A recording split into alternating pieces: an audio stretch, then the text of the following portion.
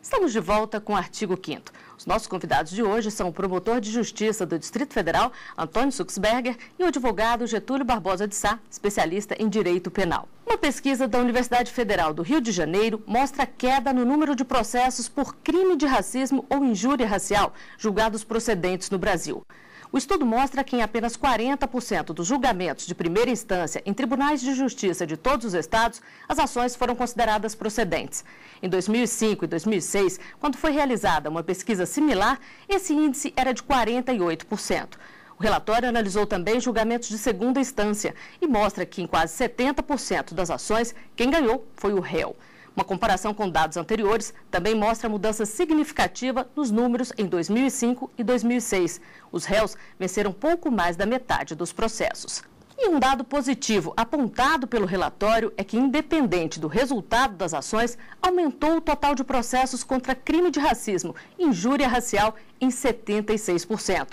O estudo mostra que o Rio Grande do Sul teve o maior número de ações, seguido por Minas Gerais e São Paulo. Promotor, que análise a gente pode fazer desses números? Os números de condenações, os números de absolvições, eles precisam ser lidos à luz, não no que diz respeito à procedência ou acolhida do tipo penal de racismo ou qualquer outro, mas sim para poder se passar a entender como tem funcionado o sistema de justiça. Ou seja, os olhos não têm que ficar fixados ou na pessoa que pratica o crime ou mesmo no fato, ele tem que se fixar no funcionamento do sistema como um todo.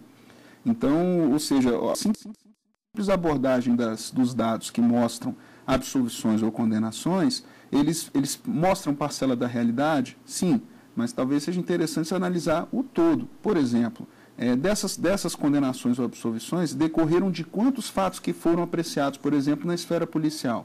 Ou, ao final dessas condenações, quantos foram os fatos que efetivamente ensejaram a incidência da resposta penal? Na matéria que passou anteriormente, nós tivemos a notícia de que o sujeito que foi condenado sequer iniciou seu execução.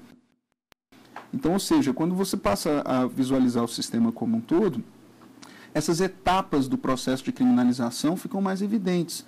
A seleção pelas agências estatais próprias da investigação prévia à persecução penal, o funcionamento da persecução penal em juízo, a efetividade da sanção penal colocada, porque também nós temos hoje uma pletora de recursos e possibilidades processuais que não vai me surpreender se daqui a 3, 4 anos estivermos fazendo outro programa desse tipo, enviar a notícia de que o fato prescreveu. E que ninguém foi punido. E que ninguém foi punido. Então, eu destaco isso porque a condenação que foi obtida naquele caso específico lá mostra, talvez, a preocupação constitucional de se colocar a imprescritibilidade do crime de racismo. Mas e os outros tantos?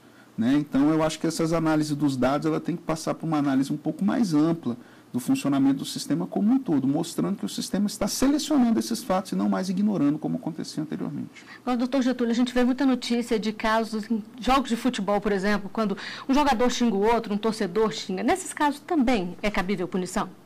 Sim, é cabível. Agora, é aquela questão que estávamos falando há pouco.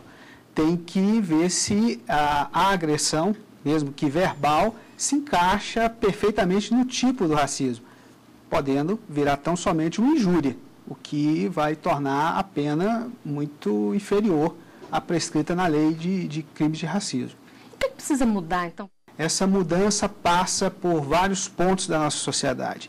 E para melhorar a eficácia dessa questão, além do aprimoramento, né, do debate da questão social, da questão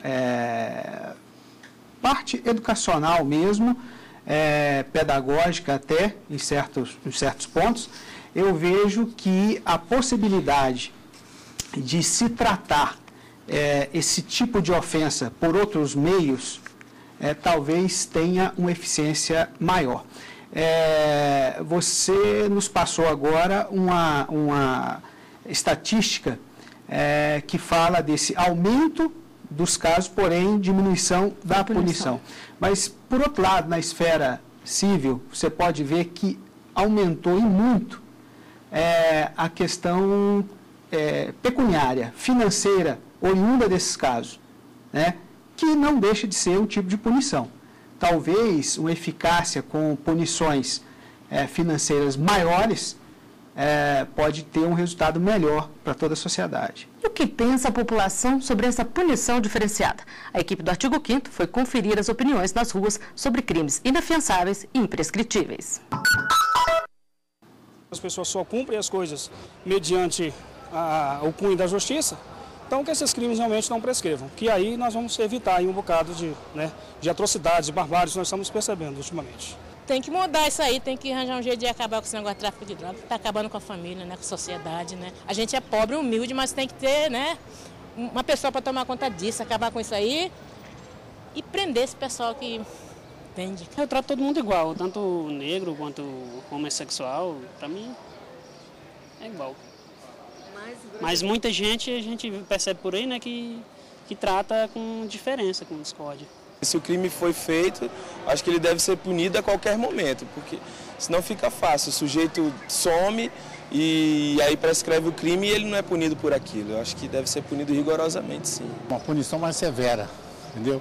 Que seja cumprida, não adianta ter só no papel, tem que ser cumprido. Eu sou favorável que sejam mantidos como imprescritíveis, como inafiançáveis, porque são inadmissíveis, são intoleráveis pela sua natureza. Doutor Getúlio, a população desconhece a legislação? Como é que é? Você acha que eles já estão mais conscientes? Eu acho que tem evoluído muito isso. Acho que a população tem muito mais consciência do que tinha na década de 70, por exemplo, quando era impensável você levar aos tribunais uma pessoa que cometeu uma ofensa por racismo, né? Isso era uma coisa relativamente normal. Agora, a eficiência dessa punição vai passar necessariamente por um aprimoramento, inclusive, da tipificação, porque quando você deixa a questão muito aberta, você tem essas brechas e nós temos aí todo um rol de situações que podem dificultar essa punição, né? E que os advogados, como tem que ser, lançam mão para que isso transcorra dessa maneira. Agora a gente falou muito em racismo, mas é bom lembrar que nessa lista também entram vários outros crimes, crimes hediondos, tráfico de drogas, tortura, ações armadas de grupos. O que pode ser considerado crime hediondo, por exemplo, que entra nessa lista? A história do crime hediondo, da lei dos crimes hediondos, é a história dos nossos fracassos, né? Eu acho interessante isso. Ela foi editada seguidamente naquele clamor popular que aconteceu após o sequestro que ficou famoso do Abílio Diniz, nos anos 90, início dos anos 90, final dos anos 80. E, curiosamente, a lei dos crimes hediondos não trazia como hediondo uma das figuras mais graves do Código Penal, se não a mais grave, que é o homicídio qualificado. Em 1992 precisou morrer aquela atriz, Daniela Pérez, um fato também que trouxe uma comoção nacional incrível, uma das talvez poucos momentos históricos da legislação brasileira de um projeto de lei de iniciativa popular. Isso só foi se repetir agora na lei da ficha limpa, em que você aí sim transformou como hediondo o crime de homicídio qualificado. O problema é bastante complexo e ele geralmente tem sido abordado de uma maneira manca, uma maneira que vê apenas por um viés. As entrevistas mostram um reclamo social, de um modo geral, de maior efetividade da resposta penal. E a efetividade da resposta não passa pela imprescritibilidade ou necessariamente pelo aumento de penas, mas pela certeza de punição.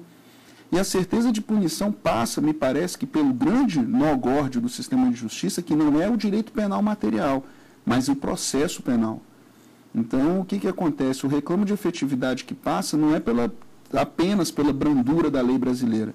E nesse ponto, eu acho que é até importante destacar que a legislação brasileira é uma das mais brandas que tem do mundo em relação aos países que nos influenciam, como a Alemanha, Itália, Espanha ou mesmo Portugal, no que diz respeito ao tratamento do tempo no direito penal, ou seja, a prescrição. Há países como a Alemanha ou mesmo a Itália que tem um rol de crimes imprescritíveis de quase 30 crimes, entre eles o homicídio qualificado, né, ou mesmo o latrocínio, ou mesmo a extorsão mediante sequestro com resultado morte, por aí vai. O que nós temos no Brasil, não. É aquele rol específico lá que está no artigo 5º, nos seus incisos 42, 3 e 44, que trazem essas previsões. Então, É tudo parte de um problema que é complexo, que passa por soluções que vão do direito processual penal, passam por soluções que vão do direito penal e passa pelas soluções que vão da postura também dos operadores do sistema de justiça. Agora, doutor Getúlio, quem se sente ofendido, quem se sente prejudicado deve fazer o quê? Tem que procurar a justiça, não tem outro caminho.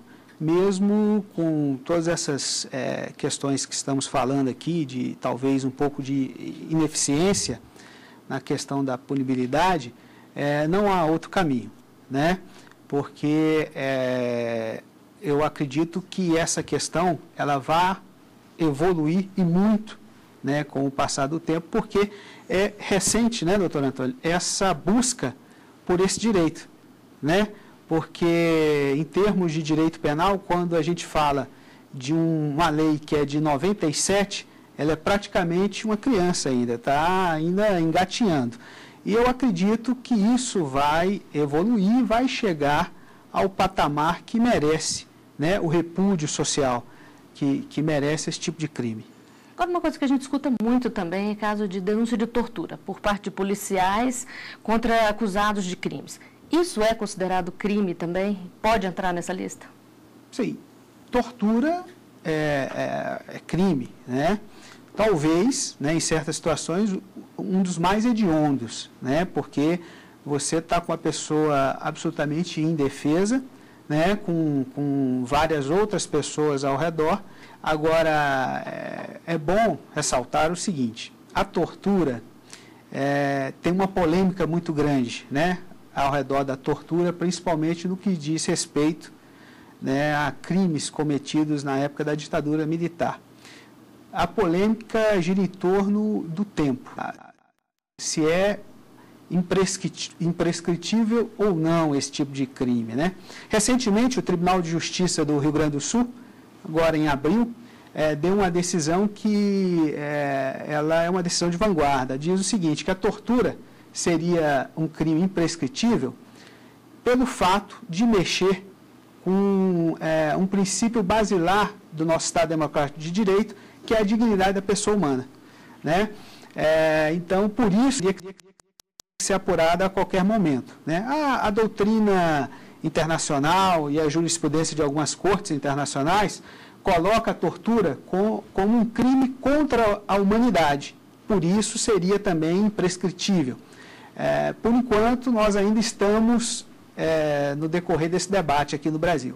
O senhor concorda com isso? O debate sobre a prescrição no Brasil, ele falha por um ponto específico, quando nós olhamos comparando com outros países. Ele dá o mesmo tratamento da prescrição, que nós chamamos da prescrição punitiva do Estado, ou seja, o fato cometido e o surge o direito do Estado de punir, nós damos esse mesmo tratamento a esse tipo de prescrição em relação à prescrição da pretensão executória, ou seja, uma vez condenada e fixada a pena, o tempo que o Estado tem para executá-la.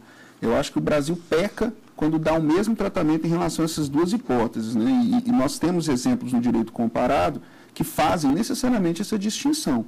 Então, no tratamento legislativo nosso, eu acho que vejo nisso uma falta grave na realidade brasileira. Era necessário que a nossa legislação fizesse esse tipo de distinção, não tratasse de igual maneira. Estamos chegando ao final de mais um Artigo 5º. Promotor Antônio Suchsberger, doutor Getúlio Humberto Barbosa de Sá, eu agradeço a presença de vocês aqui conosco. E o Artigo 5º volta na próxima semana. A gente se vê. Até lá.